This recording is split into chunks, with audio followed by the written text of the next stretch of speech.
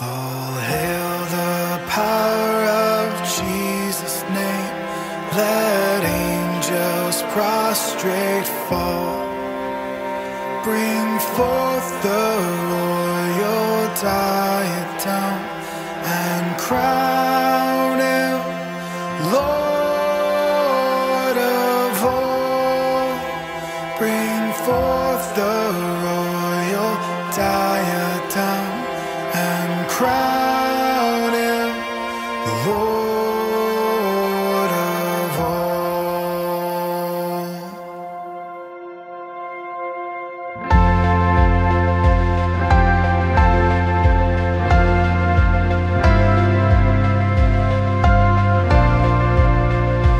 O seed of Israel's chosen race, now ransomed from the fall. Hail him who saves you by his grace and crown him Lord of all. Hail him who saves you by his grace and crown him Lord of all.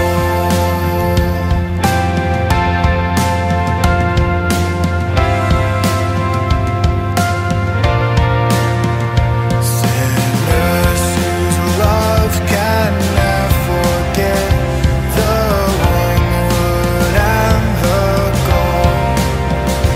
Go spread your trophies at his feet and crown him Lord of all.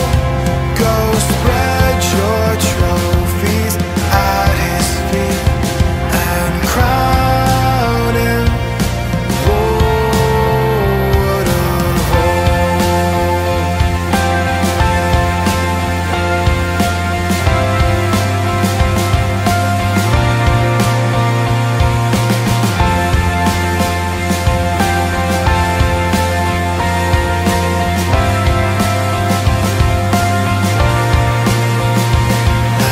Every tribe and every tongue that bound creation's all, now shout in universal song, the crown is Lord of all.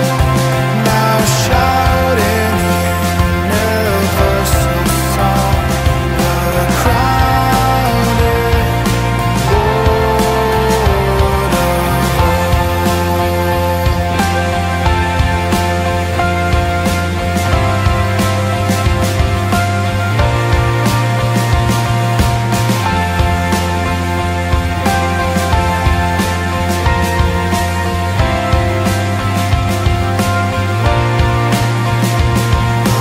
that with yonder sacred throng we at his feet may fall. We'll join the everlasting song and crown him Lord of all. We'll join the everlasting song and crown him Lord of all.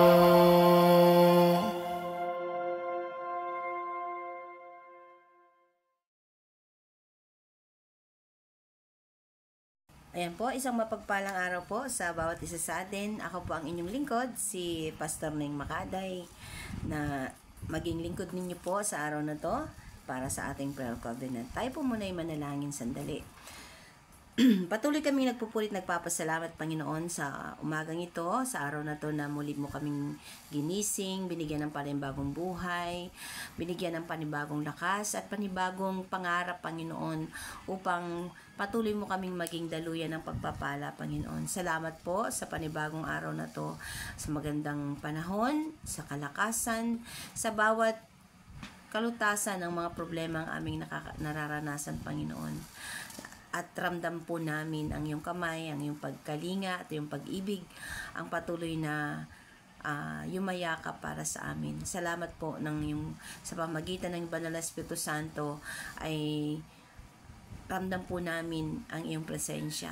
Pagpalain mo po ang bawat pagnilay-nilay po namin ng iyong salita sa araw na to. Sa pangalan ni Jesus. Amen. Ang ating teksto po ay matatagpuan sa Pilipos chapter 3 verse kukunin ko po ang verse 7 to 9 to 14. Ang sabi po dito, ngunit dahil kay Kristo ang mga bagay na pinahahalagan ko noon ay itinuturing kong walang kabuluhan.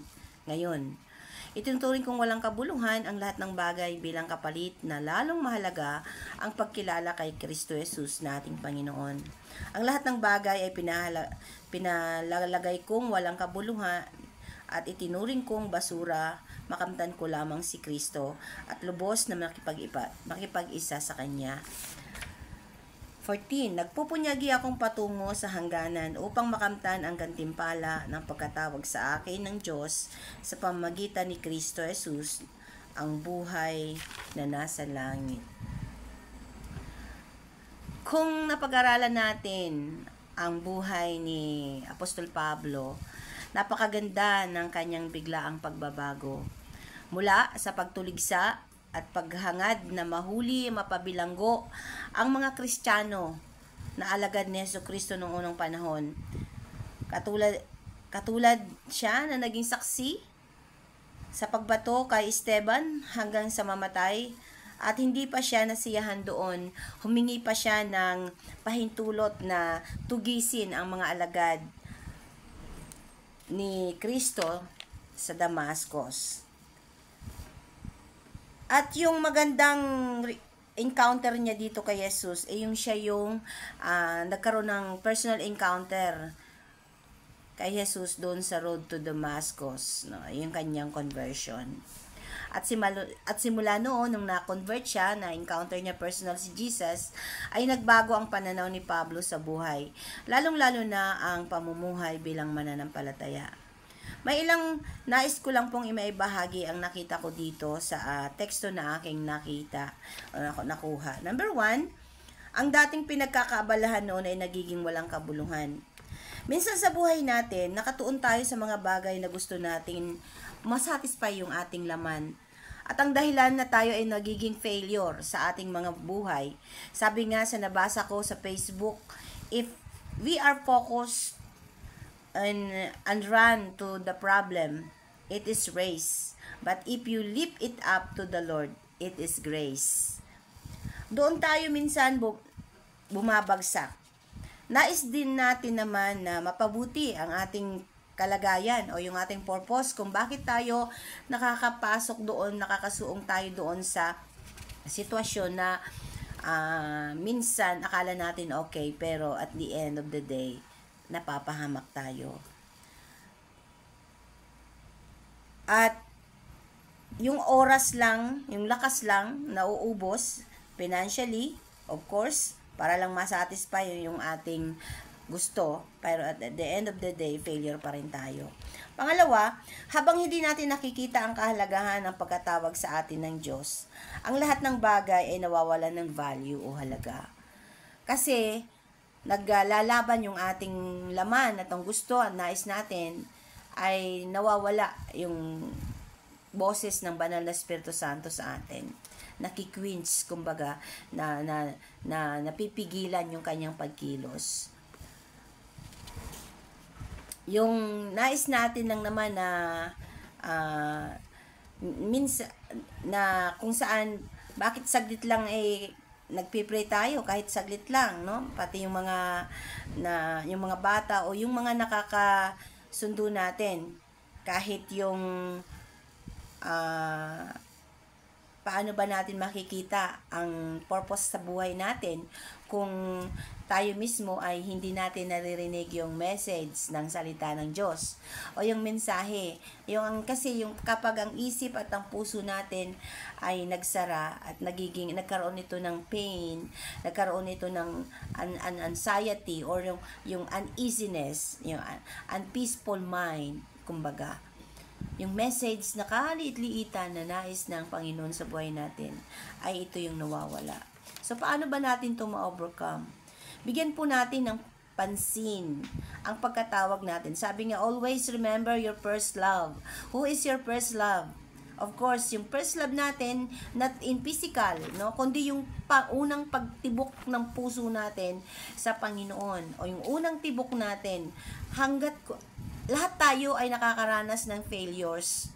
Pero, kapag dumating tayo doon sa punto na feeling natin wala na tayong mapupuntahan, sukol na tayo sa isang sulok.